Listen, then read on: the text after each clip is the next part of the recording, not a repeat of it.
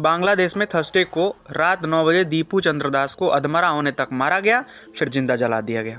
कट्टरपंथियों ने जर्नलिस्ट तक को नहीं छोड़ा, न्यूज़ चैनल्स के ऑफिसों में आग लगा दी गई। और एक और चीज़, जब दीपू चंद्रदास को जलाया गया तो वहाँ की पुलिस ने कोई केस भी रजिस्टर नहीं किया। हवाला क्या दिया कि विक्टिम के रिलेटिव्स जब तक एफआईआर नहीं कराएंगे केस रजिस्टर्ड नहीं हो सकता है। छोड़िए साहब, वो तो बांग्लादेश है और मेरे जैसे आदमी को कोई खासा फर्क भी नहीं पड़ता, तो हम क्यों डिस्कस कर रहे हैं ये? अपने देश में प्रॉब्लम्स क्या कम है?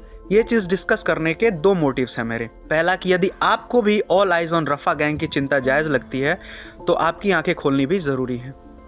यहाँ से कोसों दूर जिस देश से हमारा कोई लेना देना नहीं है, उसके नागरिकों के लिए यहाँ के संसद में हो हल्ला होता है।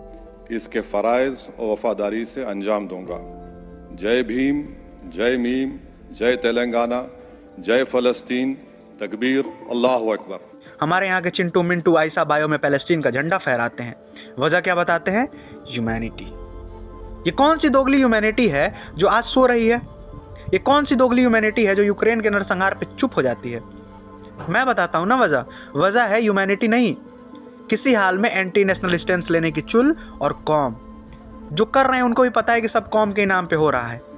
दूसरी चीज़ जो मैं आपको बताना चाहता हूँ वो ये है कि जिस देश की जनता अनपढ़ या शिक्षित होकर भी कट्टर ही रहती है, वहाँ कितनी भी प्रोग्रेसिव सरकार ला लो, वो मौका मिलते ही सर्वनाश करेगी, अपना भी और जिनका कोई दोष नहीं है उनका भी। कहा जाता है ना कि गेहूं के साथ साथ घुन भी पिसता है। बांग्लादेश की इकोनॉमी शेख हसीना के लीडरशिप में बूम कर रही थी, पर वो भूल गई थी कि जाहिल हमेशा जाहिल ही रहते हैं।